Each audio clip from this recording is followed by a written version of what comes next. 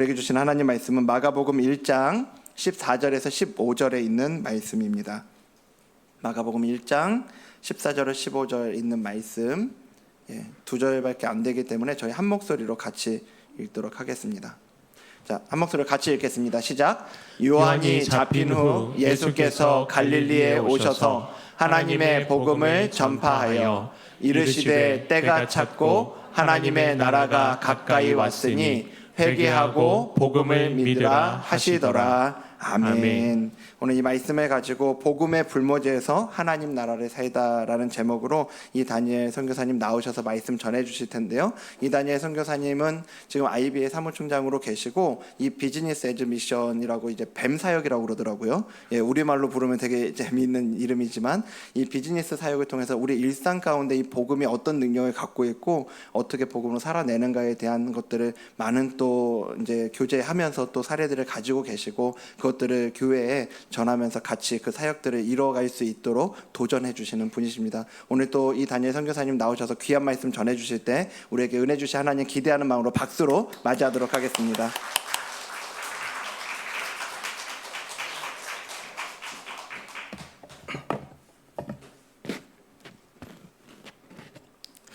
네, 이 귀한 자리에 저를 초대해 주셔서 너무 감사드립니다. IBA 사무총장으로 섬기고 있는 이다니엘 목사입니다.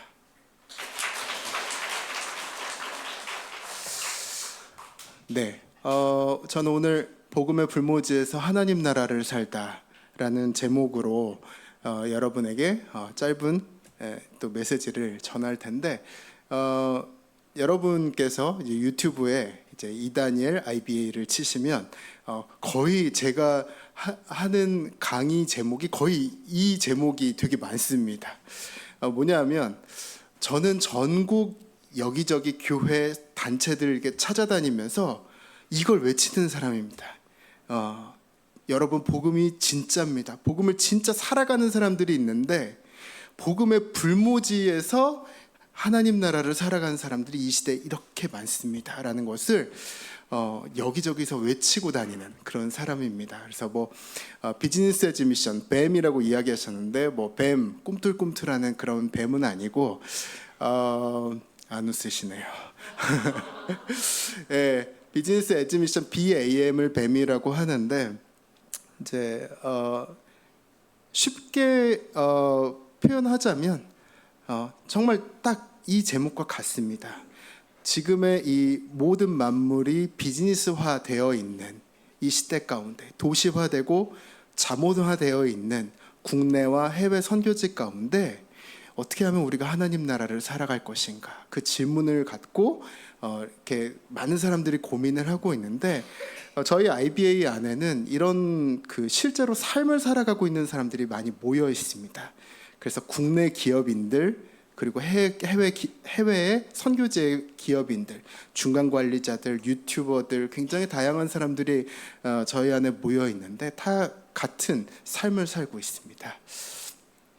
네, 저는 여기 보시면 한동대학교 경영경제학부라고 되어 있는데 담임 목사님과 같은 학교, 같은 학부를 졸업했습니다. 네, 여기 와서 1시간 전에 알았습니다. 네, 처음엔 진짜 몰랐어요. 그냥 저는 초대돼서 왔는데 담임 목사님실에 문 열고 들어왔는데 어디서 봤지 이분을? 근데 학교에서 봤을 뿐만 아니라 저희 둘 다 인생에 가장 중요했던 그러니까 한동대에서 제자 훈련을 받았던 시기가 있었는데 2달이었나요? 그 2달을 같이 보냈던 거예요. 2달을 같이 먹고 자고 같이 보냈던 거예요. 어떻게 서로를 모를 수 있었는가? 제가 좀 회개를 많이 했습니다. 야, 내가 진짜 대학교 다닐 때 아싸였구나. 네, 정말 전 너무 아싸였고 그냥 너무 내성적이어서 가만히 그냥 쥐죽은 듯이 코너에 이렇게 박혀있던 사람인데 그래서 이제 저희가 잘 몰랐지만 24년이 지난 지금 이렇게 또 같이 만나서 또 게스트로 또 이렇게 초대해 주시고 참 너무 감사한 일입니다. 저는 한동대에서 경영학과 국제관계학을 전공했습니다. 처음부터 한동대 들어가기 전부터 저는 이제 한 가지 결심이 있었는데, 저는 나중에 커서 목사가 될 거예요. 나는 목회할 사람이야. 라는 그런 굳은 다짐이 있었는데, 한동대 들어가서 그 두 가지를 전공하려고 했던 이유는 이제 딱 하나였습니다. 뭐냐면 그냥 신학만 공부하다가 내 인생, 그러니까 좀 예측 가능한 목사가 되고 싶지 않고 좀 돈을 공부하는 경영학, 그리고 권력을 공부하는 국제관계학. 그래서 이걸 학부 때 좀 쌓아놓고 목사가 되고 싶다.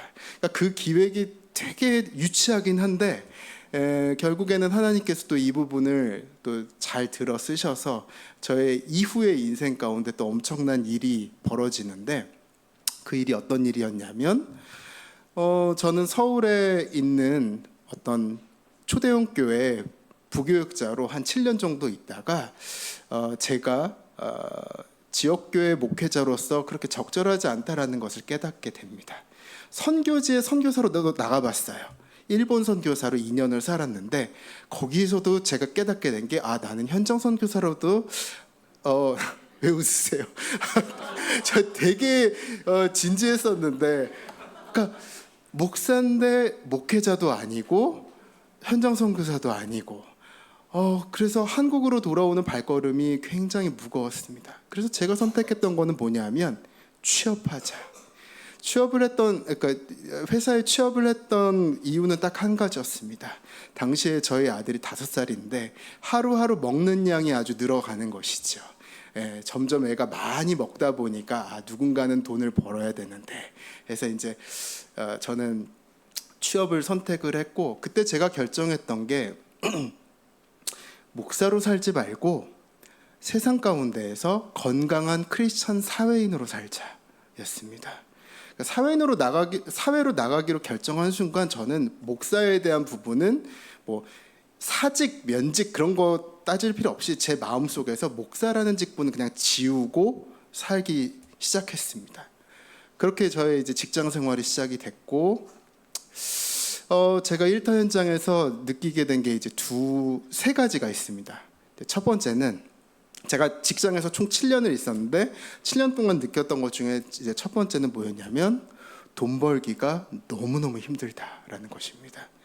저는 그 한동대 졸업하고 나서 거의 그냥 그 신학 교육들을 이렇게 그 연이어서 받으면서 시장판을 거의 구경도 못하고, 거기다 이제 초대형 교회 부목사 생활을 하면서 성도님들이 얼마나 힘들게 사는지 사실 잘 몰랐습니다.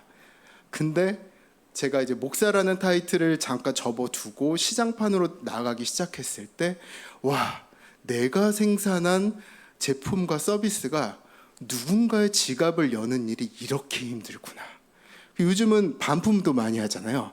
반품이 되지 말아야 되는 거예요. 너무 이렇게 동의를 많이 해주셔서 참 제 마음이 너무 좋습니다. 그러고 나니까 그 이후로 저희 교회에 출석하시는 성도님들의 이 표정이 이렇게 완전 다르게 보이는 거예요.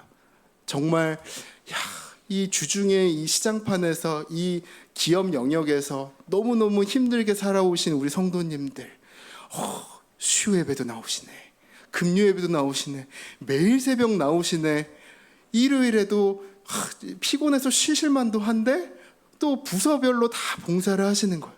이게 너무 대단해 보이는 거예요. 헌금도 종류별로 다 하시는 거예요. 저는 목사였을 때는 제 월급에서 11조 하는 게 그렇게 어렵지 않았습니다. 목사였으니까. 근데 목회자였으니까. 근데 제가 한 주간 동안 노동을 하고 나서 그 월급 받은 쥐꼬리만한 그 월급으로 헌금을 하는 11조를 하는 것도 사실 쉽지는 않았는데, 헌금이 조금 월급이 조금 올랐을 때 그만큼 더 11조가 늘어나는 것도 제 가슴이 너무 벌렁벌렁하더라고요. 그러니까 여러분한테는 굉장히 기본적인, 여러분 이미 다 훈련이 되어 계신 분이잖아요. 근데 이제 저는 그게 이게 성도님들이 참 이 부분에서 정말 헌신되셨는데, 세상에 우리 교회에서 제일 철이 없던 사람이 바로 나였구나라는 것을 깨닫게 됐습니다. 그래서 저는 그 다음부터는 제 교회에 오시는 성도님들이 너무 존경스러워 보이는 것이죠. 근데 제가 일터에서 느꼈던 두 번째가 뭐였냐면 비즈니스 그 자체가 선교가 된다라는 것입니다. 이것이 비즈니스 애즈 미션 BAM의 공식적인 정의이기도 합니다. 비즈니스 그 자체로서의 선교. 저는 이제 나름 목사라는 이 그 자존심이 있어서 기업 활동을 하던 첫 3년 동안은 계속해서 제가 섬기던 교회의 새벽 설교를 월요일부터 금요일까지 새벽 설교를 도맡아서 했습니다. 그래서 회사에서 퇴근하면 밤 11시인데 그때부터 다음날 새벽 설교를 준비하고 새벽 4시에 일어나서 우리 교회에 가서 새벽 설교하고 그러고 나서 출근을 하는 것입니다. 그거를 3년을 했습니다. 제 건강이 어떻게 됐을까요? 얼굴이 진짜 시커매졌던 것 같아요. 정말 힘들겠다라는 생각이 드시죠? 그리고 한편으로는 제가 기업 활동을 하면서 너무 힘들었던 부분이 뭐냐면 내가 목사인데, 그러니까 목사라는 걸 접었다라고 하지만 나름의 이렇게 미련이 있는 거죠. 내가 목사인데 이 속된 곳에서 우리 세상을 속되다라고 표현을 많이 하잖아요. 이 속된 곳에서 내가 도대체 뭐 하고 있나? 그 둘러보면은 하나님의 어떤 채취나 하나님의 숨결이 조금 더 느껴지지 않는 그런 기업 영역 한복판에서 내가 하루하루 살아가는데 내가 목사인데 도대체 여기서 뭐 하고 있나 하는 생각이 드는 거예요.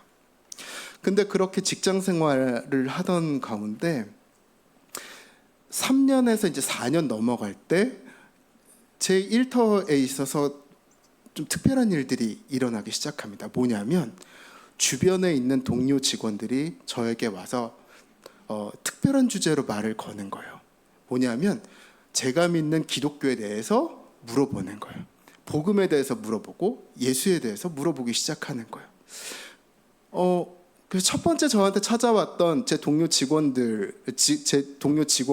절대 잊지 못합니다. 이 친구가 어느 날 저한테 와가지고 하는 얘기가 그거예요. 내가 찬욱 씨, 제 이름이 이찬욱인데 찬욱 씨, 내가 당신이 지난 3년 동안 일터에서 하는 모든 일거수일투족을 봤는데 너무 독특해서 인터넷에 네이버에 당신의 이름을 쳤는데 당신이 목사라는 걸 알게 됐다라고 이야기하는 거예요. 그래서 무슨 얘기를 하려고 그러나? 근데 이제 이분이 계속해서 이야기를 하는 거예요. 나는 세상 모든 목사들은 다 나쁜 놈들만 있는 줄 알았는데 세상에 좋은 목사도 있다는 걸 처음 알게 됐다라고 이야기하는 거예요. 그래서 와, 이게 욕이야 칭찬이야. 그러다가 이게 특급 칭찬이구나라는 것을 깨닫게 됐어요.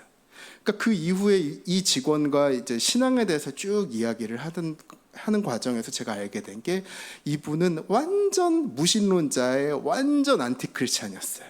그러면서 교회 뭐 뉴스에 뭐 어떤 목사나 크리스찬들이 좀 부도덕한 일들을 하는 그런 것들이 좀 크게 그 기사가 나왔잖아요. 그래서 교회 다니는 사람들은 다 뭔가 좀 문제 있는 사람들이고 목사는 다 나쁜 사람들만 있나 보다 실제로 그렇게 생각을 했는데 일터에서 매일마다 저를 마주하면서 저를 보면서 이 사람 되게 이상하네 라고 생각을 한 거예요.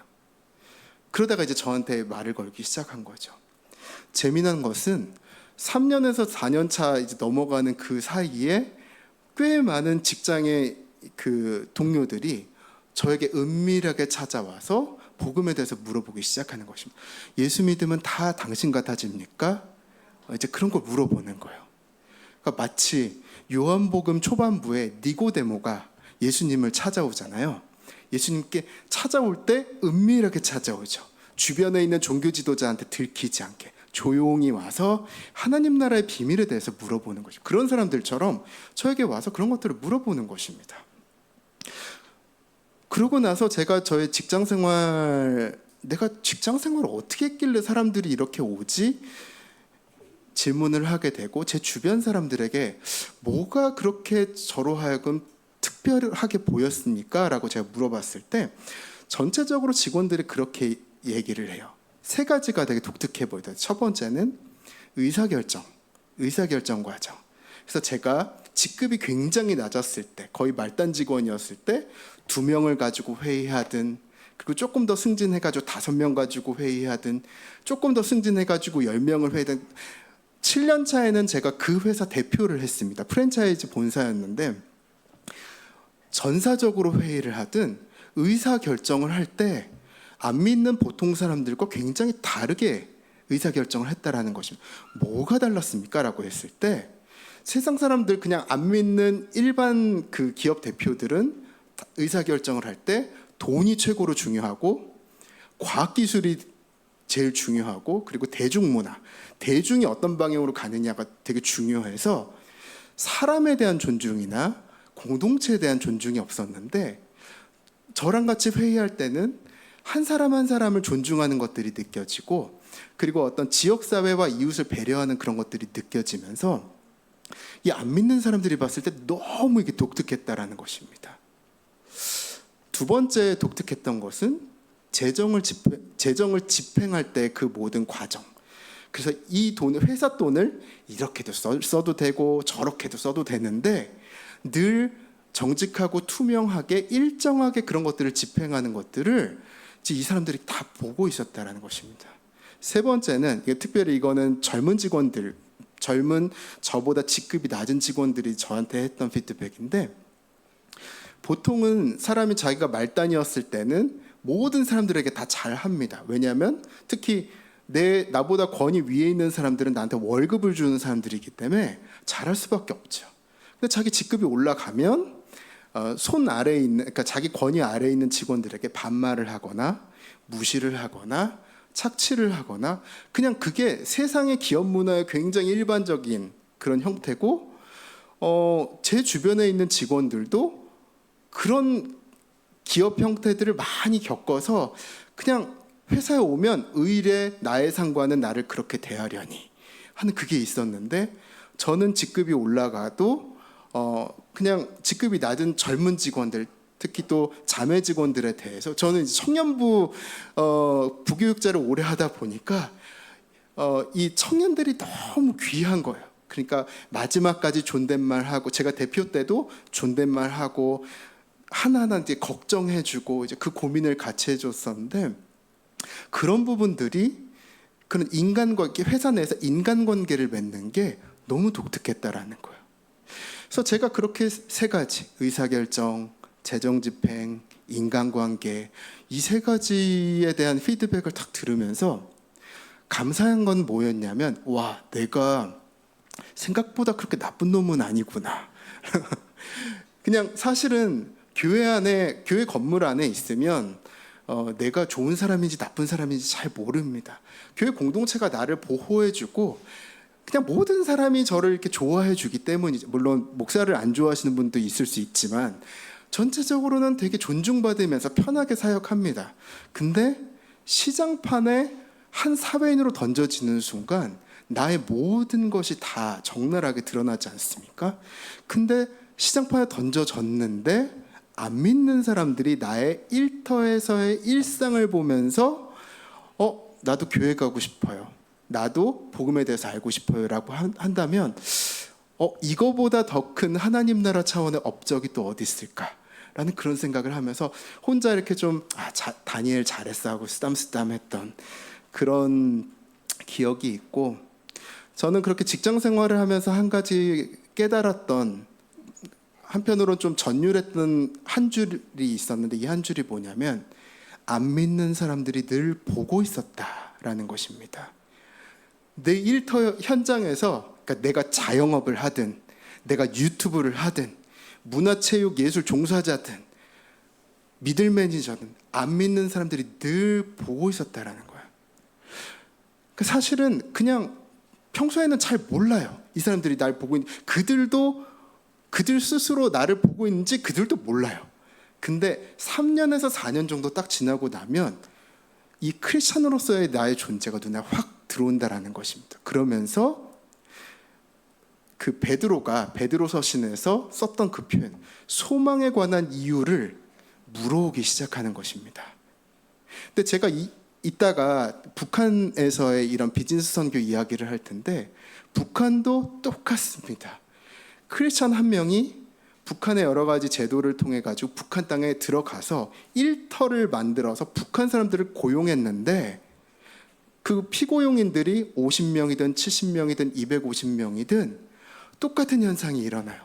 처음에 들어갔을 때는 이 감시와 통제가 엄청난 이 북한 땅에서 자기 직원들도 자기를 감시하고 통제하고 지역사회와 이웃이 다 자기를 못살게 괴롭히는 것이죠. 근데 정말 마법과 같은 숫자인데 3년에서 4년이 지나면서 이 감시와 통제가 호의로 바뀌고 뭔가 이제 당신도 우리와 하나다라는 그 동질감으로 바뀌는 것입니다. 그러면서 북한 땅 안에서도 하나님의 나라가 확장되는 그 얘기는 이제 제가 좀 이따 할 텐데 저는 그래서 일터 현장에서 느꼈던 게 뭐냐면 안 믿는 사람들이 나를 계속 보고 있었구나. 그런 가운데에서 나의 일거수일투족이 얼마나 중요한가. 이것이 사실은 비영리 구호 활동이랑은 또 차별화되는 포인트가 있습니다. 비영리 구호 활동은 물론 좋은 일이죠. 정말 뭔가 못 사는 사람들 가운데 우리가 물건을 잔뜩 짊어지고 들어가서 예수 믿으세요 하면서 물건을 나눠주고 물을 나눠주고 생필품을 나눠주는 거 소중한 일입니다. 그런데 그것의 한계는 뭐냐면 꾸준한 접촉 포인트가 없다라는 거예요. 근데 일터라는 것, 영리기업의 일터라는 것은 우리로 하여금 안 믿는 사람들과 계속해서 매일마다 살을 부대끼게 만드는 힘이 있습니다. 어떤 크리스찬들은 그 힘의 존재 자체를 몰라요. 어떤 크리스찬들은 그 힘의 존재 자체를 알더라도 그냥 무시하고 삽니다. 나의 본성대로, 나의 충동대로, 남들이 하는 대로. 그냥 기업에서 자본이 나를 누를 때, 자본의 논리가 나를 누를 때 대중문화가 중요해. 그리고 과학기술이 중요해. 그럴 때 그냥 거기에 맞춰서 그냥 의사결정을 해버리고 인간관계를 하는 것이죠. 근데 저는 좀 이따 나누겠지만 이게 도대체 복음이 무엇이길래 감탄할 정도로 이 모든 것들 이겨내면서 일터 현장에서 크리스천답게 살아가는 사람들을 많이 보게 되는 것입니다. 제가 일터 현장에서 느꼈던 세 번째가 뭐였냐면 복음을 아는 자로서의 양심이 내 안에 있다라는 것입니다. 복음을 아는 자로서의 양심. 저희 회사는 기독교 기업이었습니다. 전 사실 그건 잘 모르고 그 회사에 들어갔어요. 근데 알고 보니까 CEO도 크리스찬이고 주주들이 다 기독교인인 거예요. 그리고 홈페이지에 대놓고 막 말씀 구절을 붙이진 않았지만 결국은 교회와 어떤 복음에 대해서 막 또 칭송하는 그런 것들이 되게 많았어요. 그런 사인들이 되게 많았어요. 실제로는 이 회사가 지속 가능한 구조를 잘 갖춰서 고용노동부로부터 몇 번이나 표창을 받았습니다. 당신의 회사는 돈도 잘 벌면서 또 일자리 창출도 많이 하고 사회 서비스도 잘하는군요. 그런 칭찬도 많이 받았어요. 근데 제가 발견한 한 가지는 뭐냐면 제가 직급이 낮았을 때부터 매 순간 들어왔던 다른 직원들의 원성이 있었는데 뭐냐면 우리는 너무 불행합니다 라는 거였어요. 제가 목사인 줄 아는 사람들이 제가 목사인 줄 아는 직원들이 와가지고 이제 자기 속 얘기를 하는 거예요. 목사님, 우리 기업이 차라리 기독교 기업이 아니었으면 좋겠어요.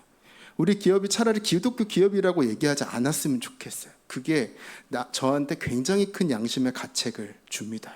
그게 뭐냐면 기독교 기업인데 임금 체불과 어떤 일자리에서의 여러 가지 고용 착취와 또 재정을 유용하는 것과 또 지역사회 가운데 이제 해를 끼치는 그런 것들이 있다 보니까 직원들이 우리 회사가 기독교 기업이라는 거 알고 우리 순이익의 몇 %가 선교지로 고스란히 이렇게 전달되는 거는 잘 아는데 이 사람들한테 이 모든 것이 덕이 되지가 않는 거예요. 그래서 저는 제가 말단이었을 때는 늘 기도 제목이 이거였습니다. 주님, 저 여기서 이거 빨리 그만두고 싶습니다. 차라리 목회가 쉽습니다. 목회지로 돌아가고 싶습니다. 이제 그게 늘 저의 기도 제목이었어요. 그 요즘 젊은 세대들이 이제 그러죠. 주님 퇴사 마려워요. 네, 주님 퇴사 마려워요. 날마다 그걸 기도했는데 하나님께서 그때마다 저한테 묵상하게 하셨던 성경 부분이 어디였냐면 예레미야서 중반 때였습니다. 하나님께서 예레미야를 통해서 이스라엘 백성에게 이렇게 말씀하시죠. 너희가 이제 바벨론 땅으로 끌려가서 70년을 살 텐데 거기서 그냥 살아라는 거예요. 거기서 세금도 내고 애도 낳고 직업도 갖고 잘 정착해서 바벨론 사람들의 평화를 위해서 너희가 기도해라라고 이야기를 하는 거예요. 제가 직장에 들어오기 전까지만 해도 그냥 지역교회 목회자로서 이 본문을 설교할 때만 해도 구체적으로 이걸 도대체 어디다 적용해야 되는 거지? 잘 몰랐어요. 근데 이렇게 날마다 퇴사가 마려운 이 시점에 하나님께서 그 본문을 계속 보여주시는데 와, 하나님께서 이걸 또 이렇게 쓰시는구나. 그래서 날마다 정말 이 회사를 다니면서 이 바벨론 70년의 이 이스라엘 백성의 심정으로 이제 회사를 출퇴근했는데 너무 감사하면서도 놀라웠던 게 뭐냐면 퇴근할 때쯤 되면 늘 지치고 시험에 들어서 마음이 힘들었는데 잠깐 기도하고 일어날 때 또 하나님께서 새 힘을 주시는 겁니다. 많은 힘을 주시지 않으세요. 딱 다음날 출근할 만큼의 힘과 소망을 주시는 거예요. 그래서 지금 생각해 봤을 때는 그냥 기도하지 말걸, 그냥 사직서를 낼걸, 그런 생각도 들긴 하는데 저는 정말 놀라운, 진짜 직장 생활에도 신비가 필요하구나, 하나님의 신비와 계시가 필요하구나. 그러고 나서 그 다음날 출근하면 뭔가 상황이 나아져 있습니까? 그렇지 않습니다. 날마다 이게 반복되는 거예요. 근데 아까도 말씀드렸듯이 너무나도 감사했던 게 뭐냐면 제가 그렇게 버티고 버텼을 때 승진을 하면서 하나님께서 점점 제가 책임질 사람들의 숫자를 늘려주셨어요. 1년차, 2년차, 3년차 되면서 5명 책임지고 10명 책임지고 50명 책임지고 마지막 1년은 그 회사의 대표를 하고 월급 주는 일은 도저히 사람이 할 일이 아니다. 여기 기업 대표님 계실지 모르겠지만 진짜 존경합니다. 그래서 저는 이제 1년 만에 그만두고 IBA로 이렇게 도망 나왔는데 저는 회사에서 직급이 올라갈 때마다 제가 했던 일은 뭐냐면 저에게 주어진 권한만큼 제가 권한을 행사해서 부조리하고 잘못된 것들을 고쳐내는 것입니다. 그래서 물론 다툼이 있었죠. 옆에 있는 팀의 팀장과 좀 언짢은 언성을 높이기도 하고 대표가 됐을 때는 주주들과 또 이렇게 갈등을 겪기도 했지만 복음을 아는 자로서 이 난장판인 한복판에서 내가 할 일, 복음을 아는 자로서 하나님께서 나에게 기대할 일은 이 모든 혼탁하고 뒤틀어져 있는 것들을 다 잡는 것이다 라는 것을 깨닫게 됐습니다. 저는 지금도 직장 생활을 했던 그 7년을 돌아보면 다시 돌아가고 싶지 않다라는 생각이 일단 있기는 하지만 한편으로는 너무 감사함이 있습니다. 어떤 감사함이냐면 내가 그렇게 초대형 교회 부목사였을 때는 내가 어떤 신앙인인지 사실 잘 몰랐어요. 말씀을 선포하고 신방을 하고 상이 나면은 장례 일정을 진행하고 당연히 귀한 일이죠. 당연히 귀한 일인데 나의 신앙이 한 번도 정말 제대로 세상 가운데 던져져 본 적이 없는 그런 상황이었는데 그 7년을 통해서 내 마음 가운데 진짜 복음이 있구나. 그리고 내 안에 있는 이 복음이 안 믿는 사람들 가운데 드러났을 때 안 믿는 사람들을 변화시키는구나 라는 것을 깨닫게 되었습니다. 그래서 저는 일터 형성에 대해서도 강의를 하고요, 비즈니스 선교에 대해서도 강의를 하는데 제가 늘 강의하는 주제, 그러니까 결론은 똑같습니다. 우리 파란 글씨 한번 같이 읽어보실까요? 시작. 복음의 복음됨이 내 일상 속에 드러나는 것. 네. 복음의 복음됨, 여기 계신 분들은 다 아시지 않을까 생각은 드는데, 여기에서 제가 강조하고 싶은 단어는 내 일상이라는 표현입니다. 여러분, 우리가 교회 공동체 안에 있을 때는 보호받는 느낌, 그리고 우리끼리 뜨겁게 예배하고 기도하고 또 하나님의 나라를 위해 사역하고 너무 좋죠. 근데 이 성전이라고 부르는 이 공간에서 우리가 바깥으로 나가면 월요일부터 토요일 우리의 일터와 가정, 학교로 돌아가는 순간 어떻게 보면 하나님의 체온과 하나님의 채취를 조금도 맛볼 수 없는 그 모든 환경 가운데 우리가 그냥 던져져 버리는 상황들이 일어나는 것입니다. 그때 나는 누구인가? 나는 어떤 방식으로 모든 일상에서 의사결정을 하고 어떤 방식으로 재정을 다루고 어떤 방식으로 인간관계를 하느냐. 제가 깨달았던 건 뭐냐면 하나님 다 보고 계신다라는 것입니다. 하나님께서 단순히 얘가 거짓말 하네 안 하네 그 정도가 아니라 정말 하나님 나라 백성의 정체성을 가지고 안 믿는 사람들 사이에서 공격적으로 살아갈 때 그 삶을 너무나도 기뻐하신다라는 것입니다. 네. 저는 IBA 사무총장으로서 이런 비즈니스 선교에 관한 꽤 많은 컨퍼런스도 기획하고 진행하고 포럼도 기획하고 진행하고 여러 가지 네트워킹 모임들도 기획하고 진행하지만 제 모든 업무의 거의 70%는 비즈니스 세계를 살아가는 크리스찬들을 만나러 다니는 일. 이게 저의 업무의 70%입니다. 그래서 어저께도 명동에 가서 제가 2명의 CEO를 만났는데 한 분은 영화 배급사 대표. 이분은 크리스찬으로서 이 정말 크리스찬 문화란 이 기독교적인 문화란 조금도 없는 이 영화 배급 이 업계를 바꾸려고 거의 한 8년 9년을 엄청나게 애를 쓰고 투쟁하시는 분인 것이죠. 또 한 분은 우리가 말만 들으면 다 아는 그 사회혁신 모빌리티 서비스 거기 대표님이십니다. 아무도 그 기업 이름이 나올 뻔했네.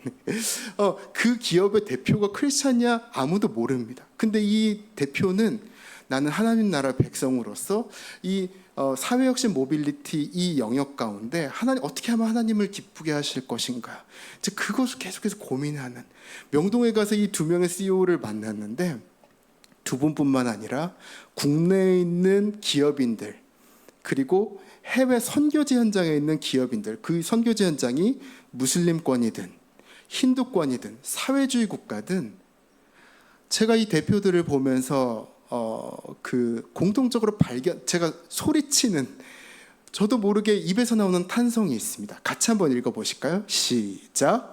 복음은 힘이 세다. 네.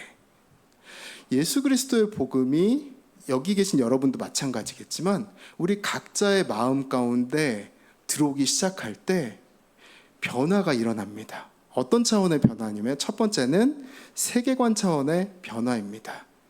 그래서 이전에는 돈이 제일 중요하고 힘이 제일 중요해서 이 돈과 힘을 얻기 위해서 주변 사람들을 다 이용해 먹는 그런 사람들이 예수를 믿고 나면 완전히 다른 차원의 비즈니스를 하기 시작하는 것이죠. 예전에는 내 아이들은 나의 어떤 명예를 위해서 봉사하는 이제 그런 존재라고 생각을 했는데 이 아이들 한 명 한 명이 하나님의 형상으로 보이면서 완전히 가정이 새롭게 변하는 그런 일들이 벌어지는 것입니다. 이거는 60분짜리 강의이기 때문에 이제 넘어가자면, 두 번째는 리더십을 발휘하는 스타일이 완전 리더십 스타일이 바뀝니다. 여러분, 리더십에 대해서 굉장히 많은 정의가 있지만 리더십 하면 영향력입니다. 그래서 좋은 리더는 어떤 사람입니까? 좋은 영향을 끼치는 사람입니다. 나쁜 리더는 어떤 사람입니까? 나쁜 영향을 끼치는 사람입니다. 우리가 북한에 대해서 막 되게 안 좋은 마음으로 이렇게 보잖아요. 그 북한에 대한 이런 부정적인 감정은 어디서 옵니까? 이 김일성 3대 부자가 정말 이들에게 주어진 영향력, 이 리더십을 좋은 쪽으로 쓰면 좋은데 완전 반대로 이상한 쪽으로 쓰기 시작할 때 이 수많은 북한 사람들 가운데 종교의 자유, 그리고 정말 이들에게 인권, 그러니까 많은 것들이 지금 하나님의 형상으로 살 수 있는 그 기회들이 박탈되는 것이죠. 우리 주변에 있는 국회의원과 대통령, 그리고 우리의 기업의 대표, 그런 사람뿐만 아니라 우리 모두도 다 리더입니다. 한 가정의 남편이기도 하고 아내이기도 하고, 그래서 끊임없이 나의 배우자와 나의 아이들을 대상으로 영향력을 계속 발산하는데, 과연 나를 통해서 좋은 영향력, 하나님 나라의 영향력이 배우자와 아이들에게 가고 있는지, 그런 고민을 하게 되는 것입니다. 그런데 제가 아는 이 대표들은 정말 하나같이 예수를 믿고 나니까 영향력을 쓰는 이 방식이 완전 바뀌는 그런 것들을 보게 되는 것이죠. 세 번째는 성품입니다. 성품. 우리가 갈라디아서 후반부에 보면 성령의 9가지 열매가 나오죠. 사랑과 희락과 충성과 온유와 절제와 이런 것도 쭉 그 말씀을 묵상할 때마다 마음이 너무 어렵습니다. 주님, 나는 언제나 이런 삶을 살까요? 근데 또 하나님께서 우리에게 은혜를 주시는 가운데 시간이 지나면 지날수록, 말씀에 젖으면 젖을수록 우리가 정말 사랑이 전혀 없던 사람이 사랑하는 사람으로 바뀌는 것을 보게 되는 것입니다. 절제도 없고 인내도 없던 사람이 절제하기 시작하고 인내하기 시작하는 거예요. 성령님으로 인해서 이런 삶을 사는 것이죠. 대표들 안에 이런 일들이, 이것이 일터 현장에서 일어나고 있는 것입니다. 마지막으로는 네 번째가 일상, 라이프 스타일이 완전 바뀝니다. 세계관이 바뀌고 리더십 스타일이 바뀌고 그리고 성품이 바뀌고 나니까 일상은 그냥 자동적으로 바뀝니다. 우리의 가정의 문화가 바뀌고 기업 문화가 바뀌고 학교에서도 그냥 나와 상호작용하는 사람들이 다 변화가 되기 시작하는 것입니다. 저는 크리스찬들을 보면서 크리스찬들마다 이걸 동일하게 느낍니다. 야, 복음은 진짜 힘이 세구나 라는 것들. 그래서 지금 여러분 잘 아시겠지만 대중문화를 보면, 특히 OTT를 보면은 기독교가 세간의 조롱의 대상, 풍자의 대상이 되어 있죠. 선교사가 막 마약 딜러로 막 묘사가 되기도 하고, 사교육에 미친 권사님, 이제 그런 투기의 어떤 투기하는 어떤 교회 성도들, 이제 그런 것들이 되게 많은데, 그것이 어떻게 보면 우리 한국 교회의 연약함이고 부족함이고 또 어리석음이죠. 근데 한편으로는 저는 그 반대급부에 정말 복음과 성령 말씀 안에서 이걸 잘 내면화해서 오히려 세상을 정복하고 세상을 통치하는 그런 크리스찬들을 보는 것입니다. 저는 이제 그런 가운데에서 오늘 저와 아까 그 목사님을 통해서 같이 읽었듯이 이 마가복음 1장에 있는 본문을 떠올리게 됩니다. 제가 다시 한번 읽겠습니다. 요한이 잡힌 후 예수께서 갈릴리에 오셔서 하나님의 복음을 전파하여 이르시되 때가 찼고 하나님의 나라가 가까이 왔으니 회개하고 복음을 믿으라 하시더라. 네. 한국교회에서는 보통 이 본문을 특히 15절을 대할 때 회개하고 복음을 믿으라 라는 부분에 이제 방점을 많이 찍는데, 실제로 이 본문에 있어서 강조점은 어디 있냐면 때가 찼고 하나님의 나라가 가까이 왔다라는 것입니다. 가까이 왔다라는 헬라어의 앵기켄에 대해서 제가 여기서 풀자면 굉장히 시간이 많이 걸리는데, 예수님께서 말씀하시고자 하는 것은 뭐냐면 하나님 나라, 하나님의 통치가 이제 막 도착했다, 이제 막 당도했다라는 것입니다. 예수 그리스도의 오심과 동시에 막 도착했다라는 것을 예수님께서 설교를 통해서 선언을 하시는 것이죠. 구약 시대에는 하나님의 통치가 없었겠습니까? 있었죠. 하나님께서 구약 시대에 이스라엘을 통치하시는 방식은 세 가지였습니다. 왕과 선지자와 제사장. 이 왕과 제사장과 선지자가 이 제사장이 이 율법을 가지고 이 땅을 다스리는 것, 하나님의 백성을 다스리는 것입니다. 그러나 그 결과가 어떻게 됐습니까? 이스라엘이 온갖 방종과 죄악을 일삼는 가운데 70년 포로기에 들어가게 되는 것입니다. 그러면서 하나님께서 언약을 갱신하십니다.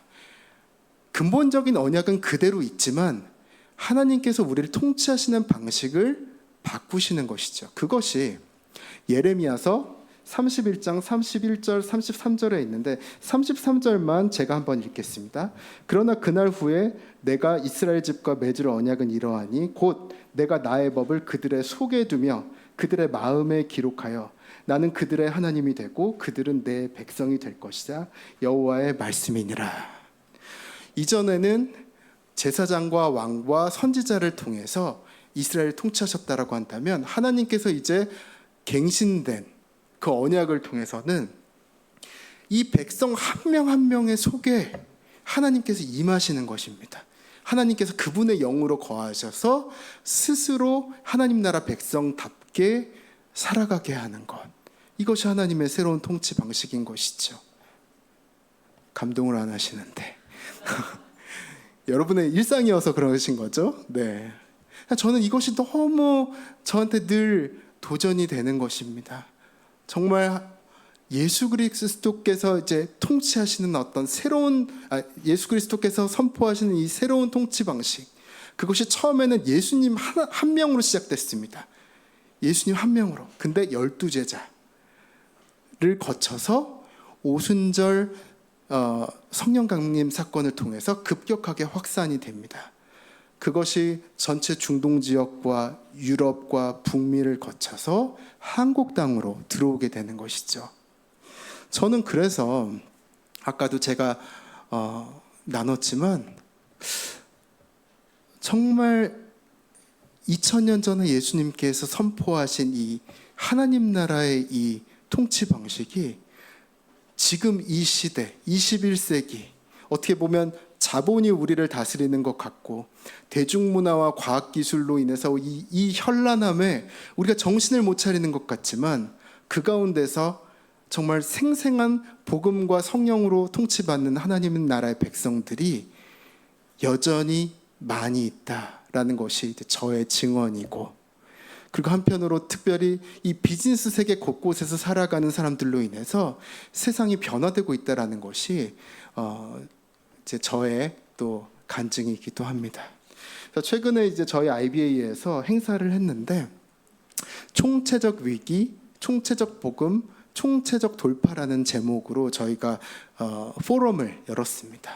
우리가 이렇게 삽시다, 돌파하는 인생 삽시다, 그런 구호가 아니라 저는 그냥 여러 크리스천 비즈니스 리더를 만났는데 이 사람들이 대기업의 중간 관리자든 아니면 유튜버든 스포츠맨이든 이거를 이미 살아가고 있는 사람들인 거예요. 자기 주변에 있는 사람들 한 명 한 명 보면은 소망이 없습니다. 사람들마다 다 우울증 약 먹으면서 직장 생활을 하고 있어요. 사람과 사람이 차별하고 배제하고 다툽니다. 부익부 빈익빈 갈수록 간격이 커집니다. 자연환경 다 파괴되고 자원 고갈되고 그리고 기후 다 망가져가지고 지금 8월 하순인데도 지금 우리가 30도 넘는 이 더위를 지금 견디고 있지 않습니까? 그래서 세상 사람들은 이 가운데서 절망하고 주저앉아 버립니다. 낙심을 합니다. 근데 크리스천들은 이 가운데에서 다른 역할을 해냅니다. 작년 컨퍼런스의 주제가 이것입니다. 게임 체인저. 제가 정말 굉장히 많은 크리스천들을 보는데 다 게임 체인저 역할을 해요. 여러분 게임 체인저라는 단어 아시죠? 이것은 산업 부분의 용어이기도 하고 전술 용어이기도 합니다. 게임 체인저가 나타나기 전까지는 그냥 모든 이 전쟁이든 사업의 양상이 그냥 한 방향을 향해서 이렇게 쭉 가는데 게임 체인저가 나타나서 산업이나 전쟁의 방점을 딱 찍기 시작한 다음에는 완전히 이것이 박스 바깥에 다른 영역으로 튀어 올라서 그냥 진짜 상상하지 못한 지경으로 나아가게 되는 것이죠. 뭐 우리가 스티브 잡스 같은 사람들을 게임 체인저라고 이야기를 하지만 저는 이런 여기 작은 글씨로 제가 표현해 놨습니다만 혼돈의 시대, 우리가 정말 혼돈의 시대를 살아가는 가운데 세상 사람들은 그냥 그러려니 힘들다 하면서 눌려서 살지만 그 가운데서 복음 안에서 깨어있는 변혁의 리더들을 많이 보게 되는 것입니다. 그래서 여러분이 혹시 궁금하시면 유튜브에 IBA, BAM을 치시면 많은 영상들을 보실 수 있는데 보시고 그냥 나오지 마시고 구독과 좋아요를 부탁드립니다. 네, 제가 있는 IBA에는 이런 크리스천들이 모여 있는데 다시 말씀드리지만 국내의 시장, 이 자본과 과학기술과 대중문화의 힘을 오히려 뚫고 나가는 크리스천들이 모여 있기도 하고 해외 선교지, 무슬림권, 힌두권, 사회주의 국가 이런 타문화권의 압박을 오히려 뚫고 나가는 비즈니스 리더들이 있고 전체적으로 키워드가 3가지입니다. 여태까지 다 여러분께 설명했는데 우리가 하는 비즈니스의 결과도 중요하지만 과정에 대해서 신경 쓰는 것입니다. 돈을 어떻게 해서든지 벌어서 주님께 드리는 것, 이 주님께 드리는 것 너무 중요하죠. 그러나 어떻게 해서 한 그 비즈니스 어떻게 했어? 라고 과정에 대해서 질문을 하는 것. 즉 그런 것이 지금 그 비즈니스 선교에 있어서 가장 큰 키워드고 두 번째는 라이프 스타일입니다. 아까 제가 제 얘기를 나눴지만 안 믿는 사람들이 보고 있다라는 것이죠. 안 믿는 사람들 앞에서 일터에서의 우리의 라이프 스타일, 학교와 우리 주변에서의 라이프 스타일이 너무 중요해졌다. 마지막으로는 변혁. 이것도 제가 저의 일터를 통해서 여러분께 말씀드렸죠. 그냥 우리의 기업 영역 보면은 의사결정, 과정이든 재정이든 인간관계든 만신창이인 경우가 너무나도 많습니다. 내가 그곳에 들어가기 전에 이미 모든 것이 혼돈과 거짓과 위선 가운데 있을 수 있죠. 그러나 우리가 복음을 아는 자로서 그 가운데에서 어떤 선한 하나님 나라의 영향을 줄 수 있을까? 이것에 대해서 고민하는 것. 우리 여기 신앙의 선배님들도 많이, 신앙의 선배님 또 인생의 선배님들도 계시지만 특별히 이 3가지 키워드는 30, 40대들에게 굉장히 어필이 많이 됩니다. 왜냐하면 과정을 너무 잘못 살아서 지금 우리가 지금 여러 가지 이런 혼돈을 살고 있는 것 아니겠습니까? 물질적으로는 굉장히 풍요롭고 과학기술은 계속해서 발전되고 있는 가운데 과정을 제대로 챙기지 못해서 우리가 지금 이런 어려움을 겪고 있는 것이죠. 한편으로는 우리 주변에 안 믿는 사람들이 너무 많은 것입니다. 그래서 단순히 불교인, 무슬림, 힌두교인 그런 사람들도 많지만 지금 이 시대에는 60%가 넘는 사람들이 무신론자, 거기다가 안티기독교인들이 너무나도 많은 것이죠. 그런 가운데에서 우리가 이들에게 어떤 방식으로 복음을 보여줄 것인가? 저는 아까도 말씀드렸듯이 선교지에서 이런 삶을 살아가는 사람들, 이런 기업인들의 이야기들을 계속해서 듣습니다. 그것이 북한이기도 하고 요르단이기도 하고 네팔과 파키스탄 같은 곳인데 우리는 그런 곳들을 창의적 접근 지역이라고 부르죠. 창의적 접근 지역이 어떤 곳입니까? 말과 글로 직접 복음을 전할 수 없는 곳들입니다. 무슬림이 너무 강력해서, 힌두가 너무 강력해서, 그리고 사회주의 이 이념이 너무 강력해서 그곳에서는 직접적으로 말과 글로 복음을 전할 수 없습니다. 그런 곳에는 교회는 들어갈 수 없습니다. 일로서만, 비즈니스로만 들어갈 수 있는 것이죠. 그곳에서 직접적으로 복음 전도하고 제자 양육하고 교회 개척 할 수 없습니다. 그러면 우리가 복음을 어떻게 전합니까? 일터를 만들어서 일터 가운데 우리의 삶을 보여주면서 전하게 되는 것입니다. 그래서 제가 아까 비즈니스의 일터에서의 3년, 4년이라는 그 숫자가 굉장히 마법 같다라는 표현을 제가 잠깐 썼는데 실제로 거의 모든 창의적 접근 지역들 보면은 3년, 4년 사이에 안 믿는 사람들이 반응하는 것들을 이제 보게 되는 것입니다. 심지어 북한 땅에서도 그 일이 일어나는 것을 보게 되는 것입니다. 네, 여러분 가운데에서 혹시 이 도표를 보신 적 있는 분이 있으실지 모르겠지만, 이제 이 표는 유엔에서 전 세계가 공통적으로 겪고 있는 문제들을 잘 요약한 그런 표입니다. 그래서 뭐 여러분이 궁금하시면 UN SDG를 인터넷에 치시면 이 표를 바로 보실 수 있는데, 유엔에서 빈곤국과 잘 사는 나라까지 다 합쳐서 우리가 전 세계가 겪고 있는 공통적인 현안이 무엇인가를 이 17개 안에 잘 담아놨는데, 이 안에는 뭐 1번 뭐 잘 보이시지 않겠지만 poverty, 그 빈곤, 그리고 기아, 잘 못 먹는 거죠. 교육, 또 이제 여러 가지 그 불공정한 어떤 경제 구조, 포용적인 도시, 그리고 생태 환경, 평화와 화해, 연합, 이제 이런 것들이 골고루 들어가 있습니다. 저는 유엔에서 이 도표를 만들었을 때 그냥 굉장히 잘 만들었다라고 생각이 됩니다. 우리가 지금 이 시대에 겪고 있는 시대의 아픔, 세대의 어려움들을 그냥 고스란히 이 표 안에다가 잘 담아놓은 것이죠.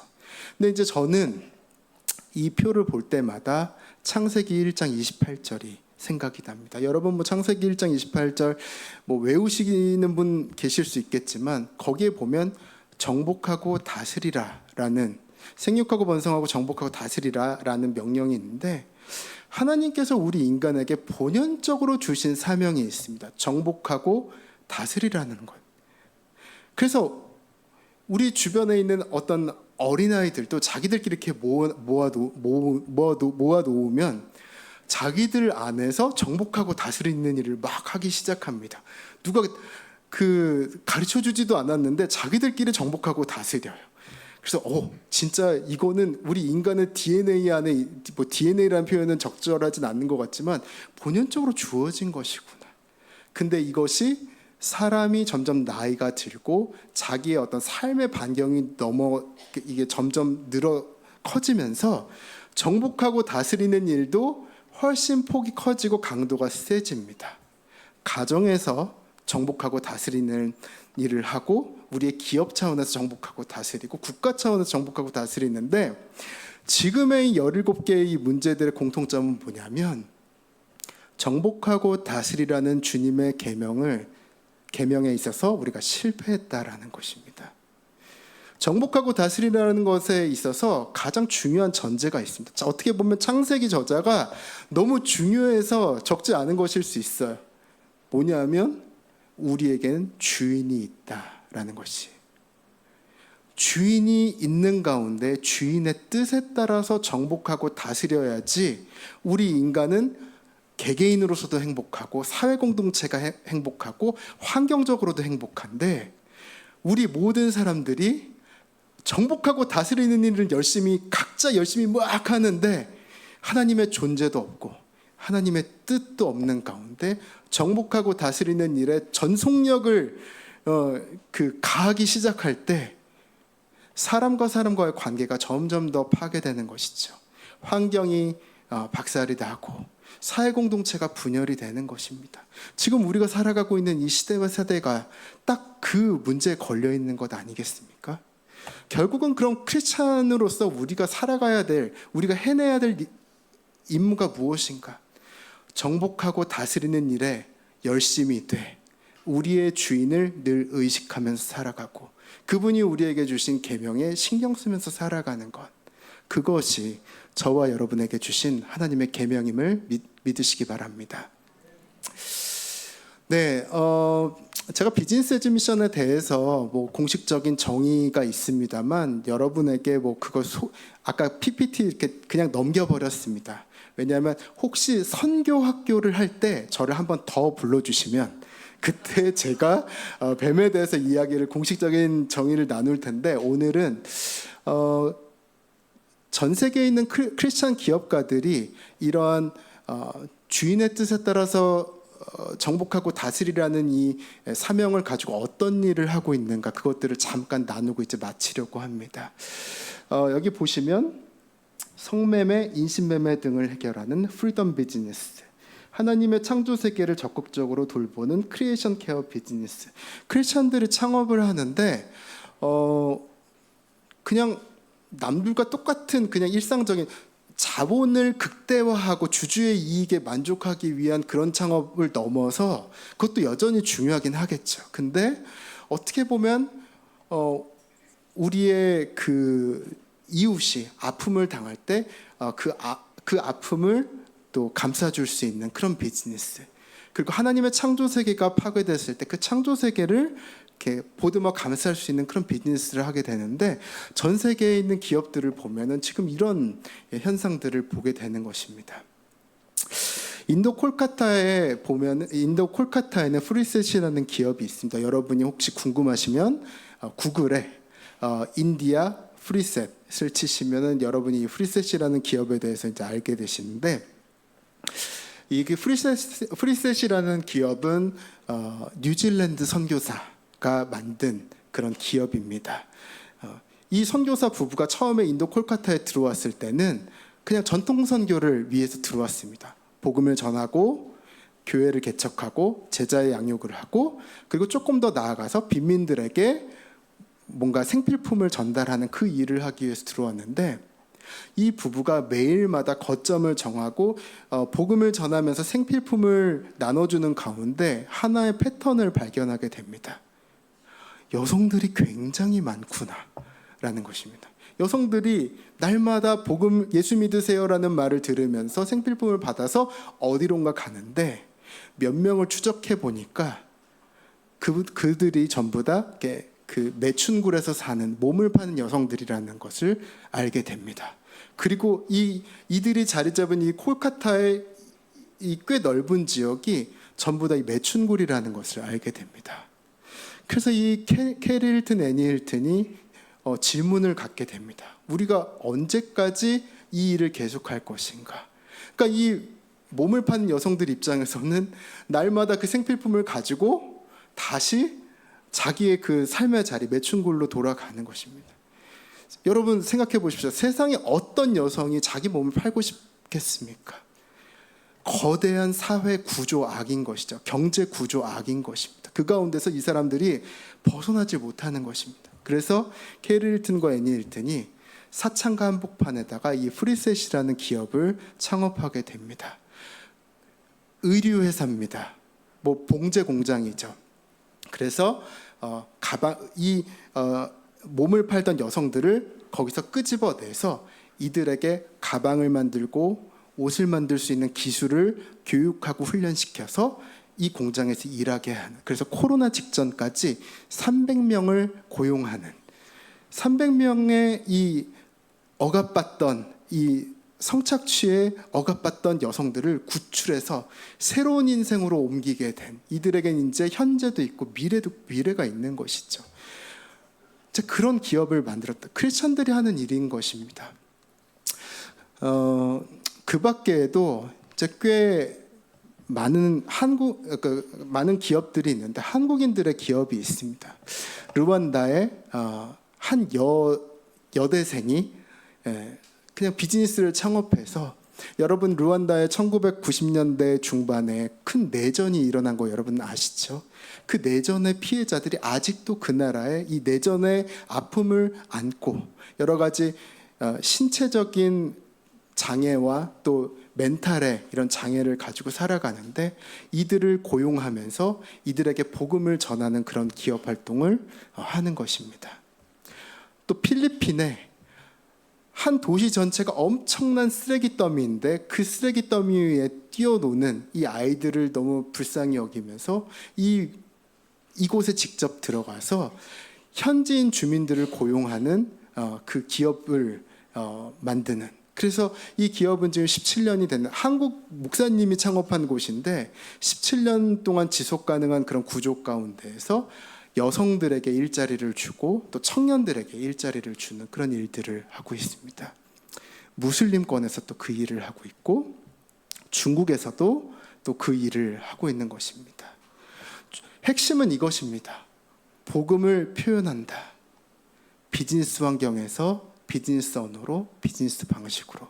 여기 계시는 분들 가운데 저는 이 비즈니스 컨텍스트에서 자유로운 분이 있을까라는 그런 생각을 해보면 최소한 내가 내 장사를 하진 않지만 소비자로서의 정체성은 또 다 가지고 계시잖아요. 그래서 비즈니스 환경 가운데서 나는 어떻게 예수의 제자로 살아갈 것인가에 대해서 같이 좀 고민하면 좋을 것 같습니다. 마지막으로 이제 북한 이야기만 잠깐 하고 좀 나누려고 합니다. 코로나 직전까지 북한 땅에 들어가서 창업을 했던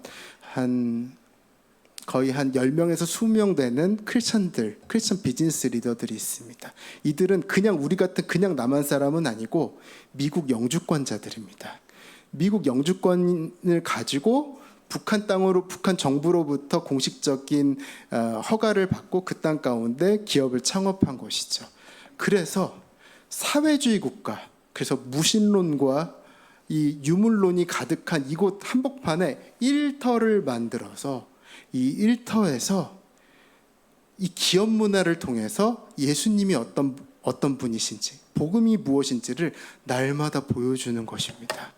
그래서 제 박사학위 논문이 이 기업들에 대한 이제 연구가 저의 박사학위 논문 그 내용인데 혹시 궁금한 분이 계시면 이 사례 연구가 궁금한 분이 계시면 목사님께 저 북한 내지 사역, 이 비즈니스 선교 사역이 궁금하다라고 말씀해 주시면 제가 제 논문 PDF를 공유하도록 하겠습니다. 근데 어떤 변화가 일어났냐면 이 사회주의 복음의 불모지라 여겨지는 이 사회주의 국가 한복판에 크리스찬이 창업을 했을 때 이 크리스찬들이 고용한 일터 가운데에서 이 직원들, 북한 직원들이 정말 하나님의 채취를 받고 제가 일터에서 경험했던 것처럼 교회와 복음에 대한 질문을 하기 시작하고 또 어떤 사람은 예수님을 영접하기도 하고 또 지역사회와 이웃이 바뀌기도 하고 동종 업계가 정말 건강한 크리스찬 문화로 이렇게 바뀌는 그런 일들이 일어나는 것이죠. 그래서 제가 대표들에게 공통적으로 물어봤습니다. 도대체 그 땅 가운데 뭘 했길래 거기에 그렇게 변했습니까? 라고 했을 때 대표님들이 이구동성으로 말씀하시는 게 거의 요약하자면 이래요. 첫 번째, 크리스찬으로서 우리는 하나님의 사랑을 보여줬습니다 라고 이야기하는 거예요. 여러분, 크리스찬들 어떤 존재입니까? 사랑받는 자입니다. 하나님의 사랑을 받는 자로서 이 사랑을 넘치게 채운 다음에 이 사랑을 주변에 안 믿는 사람들에게 흘려보내는, 우리는 그들을 크리스찬이라고 부르는데 북한 사람들 입장에서는 태어나서 한 번도 이 사랑을 받아본 적이 없는 것입니다. 자기의 나라도 지역사회와 자기 주변에 있는 동네 사람들도 심지어 자기 가족도 아무도 이 사람들을 한 번도 사랑해 준 적 없고 존중해 준 적 없고 인정해 준 적 없는데 이 기업 대표들이 자기를 기업 현장으로 초대한다면 날마다 기업 활동의 과정을 통해서 자기한테 이 사랑을 부어주는 것입니다. 바뀌는 것이죠. 두 번째, 이들이 이 기업가들이 북한 사람들에게 보여줬던 것은 하나님의 공의였습니다. 여러분, 크리스찬들은 어떤 존재입니까? 공의신 하나님을 닮아서 세상 가운데서 공의를 보여주는 존재입니다. 공의의 측면은 이런 것이죠. 윤리, 도덕, 원리, 원칙, 선. 여러분, 우리는 선이 있는 사람입니다. 세상 사람들이 좀비처럼 자기의 충동과 본성에 그냥 심취해서 약탈적으로 살고 누군가를 착취하고 빼앗고 또 심지어 죽이고 그렇게 살지라도 크리스천들은 남다른 선이 있는 사람인 것이죠. 근데 북한 땅 한복판에서 날마다 기업 활동을 통해서 북한 사람들 앞에 그런 삶을 보여줬더니 북한 사람들이 변했다라는 것이죠. 그래서 이 이야기들은 우리에게 굉장히 큰 교훈을 줍니다. 지금 남한 사회에서 남한 사회 경제도 그런 상황이라고 볼 수 있는 것이죠. 복음을 말과 글로 전하기가 굉장히 어려운 상황 가운데에서 한편으로 알고 보면 우리 주변에 있는 굉장히 많은 사람들이 사랑에 목말라 합니다. 늘 굶주려 있습니다. 한편으로는 정말 반듯함, 올바름을 보고 싶어 하는데 주변에 어떤 사람들도 그런 모범을 보이기 어려운 것이죠. 그런 가운데서 크리스찬으로서 그렇게 살아가기 시작할 때 세상에 안 믿는 사람들에게 감동이 일어난다는 것입니다. 저는 코로나 거리두기 이후에 일터 현장에 살아가고 있는 크리스찬들로부터 이런 간증들을 굉장히 많이 듣게 됩니다. 저에게 와서 그런 얘기, 다니엘 목사님 지금은 진짜 추수할 때예요. 지금은 선교의 시대입니다 라고 이야기를 하는 거예요. 그래서 어떻게 해요? 이렇게 많이 망가졌는데 어떻게 그렇게 얘기할 수 있습니까? 라고 제가 물어봤을 때 다들 그러니까 더욱 선교의 기회가 있습니다 라고 이야기하는 거예요.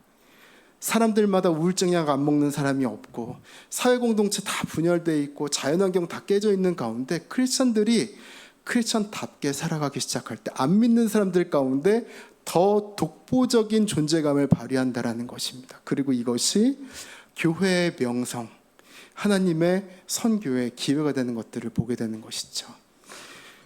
세상 가운데 정말 돈이 다스리는 것 같고 기술과 문화가 너무나도 화려해서 우리의 일상을 현혹시키는 이때 사랑하는 성도 여러분, 하나님 나라의 백성답게 사시기를 주님의 이름으로 축복합니다.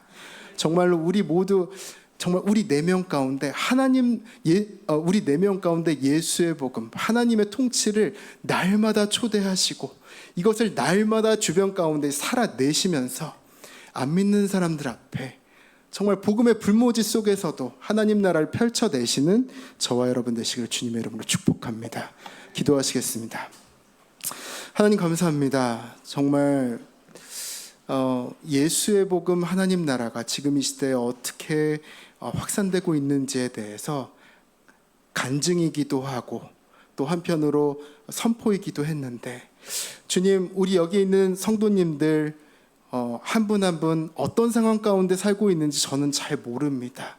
어떤 마음의 신음을 가지고 있는지, 어떤 고민을 가지고 있는지, 어떤 도전 가운데 처해 있는지 저는 알 수 없습니다. 성령 하나님 말씀하여 주셔서 우리 성도님들의 마음을 위로하여 주시고 격려하여 주시고 다시 한번 또 이 피곤한 무릎을 일으켜서 분연히 세상 가운데 나아가서 하나님의 나라의 백성답게 살아가는 우리 모든 주님의 남종 여종 될 수 있도록 인도하여 주시옵소서. 감사드렸고 예수님의 이름으로 기도드렸습니다. 아멘.